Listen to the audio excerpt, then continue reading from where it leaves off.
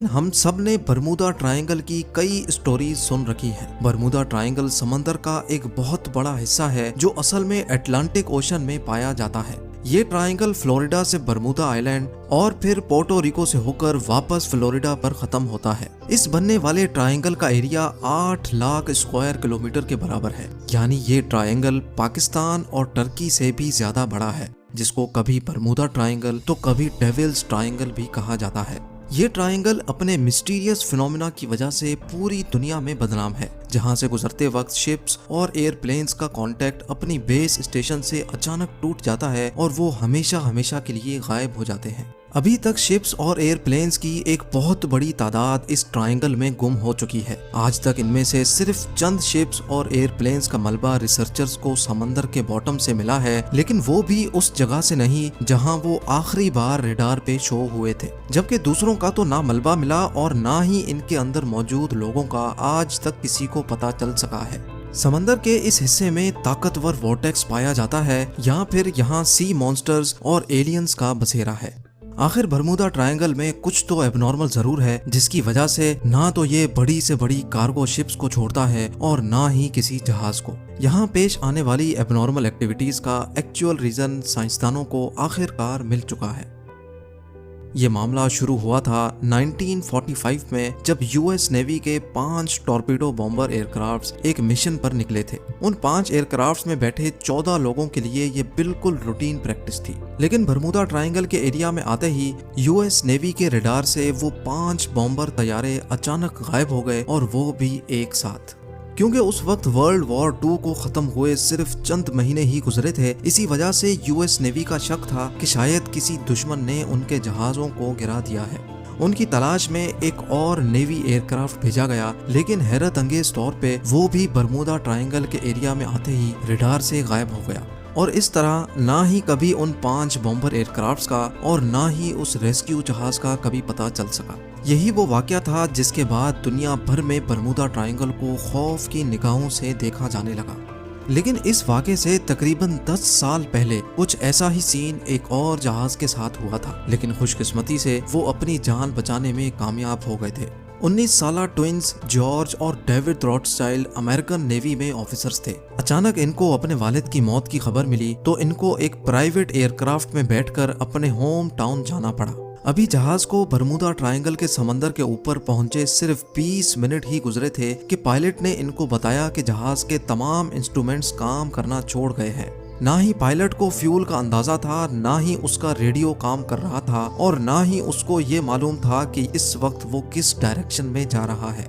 इन दोनों भाइयों का कहना था कि इतनी ऊंचाई से भी हमें ना ही कोई शिप नजर आ रही थी और ना ही जमीन का छोटा सा भी हिस्सा। दूर दूर तक सिर्फ पानी और सिर्फ पानी नजर आ रहा था।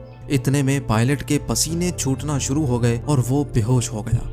लेकिन खुशकिस्मती थी कि जहाज में को पायलट भी मौजूद था, जिसने जहाज का कंट्रोल संभाल लिया, और चंद घंटों की इस खौफनाक परवाज के बाद आखिरकार उनको जमीन नजर आ गई, जहां जहाज को इमरजेंसी लैंड कर लिया गया। कई सालों के बाद जब बरमूदा ट्रायंगल अपने मिस्टीरियस वाकयात की वजह से मशहूर हुआ, तब इन दोनों भाइयों को पता चला कि ये खुद इस चीज का शिकार हुए थे और खुशकिस्मती से बच भी गए।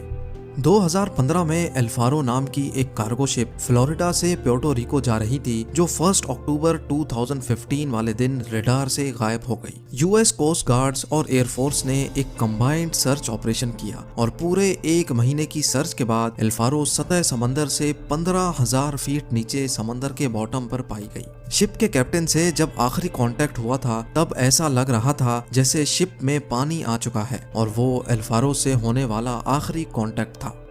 23 फेब 2017 को टर्किश एयरलाइंस का एक जहाज फ्लाइट TK-183 क्यूबा के शहर हैवाना में लैंड करना था, और इसी वजह से उसको बरमूदा ट्रायंगल के ऊपर से गुजरना पड़ा। लेकिन अचानक पायलट ने कंट्रोल टावर को रिपोर्ट किया कि जहाज बिल्कुल एबनॉर्मल बिहेव कर रहा है, जिसकी वजह से पायलट ने फौरन जहाज का रुख बदल दिया और हैवाना के बजाय डॉलेस एयरपोर्ट पर जहाज को लैंड कराकर 440 पैसेंजर्स की जान बचा दी। इस तरह के और कई इंसिडेंट्स बरमूदा ट्रायंगल की हदूद में पेश आ चुके हैं। कई तो इंसिडेंट्स रिपोर्ट हुए जिनकी लिस्ट विकिपीडिया पर मौजूद है, लेकिन चंद इंसिडेंट्स तो ऐसे भी थे जो आज तक कभी रिपोर्ट नहीं हुए। 1967 में क्रिसमस वाले दिन एक अमेरिकन बिजनेसमैन जिसका नाम बुर्राक था अपनी लग्जरी यॉट में मियामी बीच की सैर को निकला। लेकिन थोड़ी ही देर बाद बीच गार्ड्स को बुर्राक की कॉल आई और उसने बताया कि उसकी यॉट की किसी ठोस चीज से टक्कर हुई है। जब गार्ड्स वहां पहुंचे तो ना ही उनको कोई यॉट मिली और ना ही बुर्राक का कोई नामो निशान था। वल्लाह आलम समंदर में कौन सी चीज से उसकी टक्कर हुई थी, ये राज बुर्राक के साथ ही हमेशा के लिए दफन हो गया। बरमूदा ट्रायंगल की रोंगटे खड़े करने वाली मिस्ट्रीज हर नए वाक़े के बाद एक बार फिर से लोगों के जहनों में ताज़ा हो जाती हैं और हर बार की तरह इस मिस्ट्री का जवाब तलाश करने के लिए साइंसदानों की खोज एक बार फिर से शुरू हो जाती है। लेकिन इस बार साइंसदानों ने कुछ ऐसे ठोस सबूत तलाश किए हैं जिससे जाहिर होता है कि शायद वाकई ये मिस्ट्री अब सॉल्व हो चुकी है। यूनिवर्सिटी ऑफ कोलोराडो से ताल्लुक रखने वाली एक अमेरिकन साइंटिस्ट की टीम ने सैटेलाइट से बरमूदा ट्रायंगल की कड़ी जांच की, जिसमें उनको कुछ ऐसा देखने को मिला जो शायद आज से पहले किसी ने भी नहीं देखा था। उन्होंने नोटिस किया कि बरमूदा ट्रायंगल के ऊपर कुछ ऐसे क्लाउड्स बन रहे हैं जो ना ही स्क्वायर हैं और ना ही सर्कल, बल्कि ये क्लाउड्स हेक्सागोन की शक्ल जैसे हैं और इनका साइज 88 किलोमीटर जितना बड़ा होता है।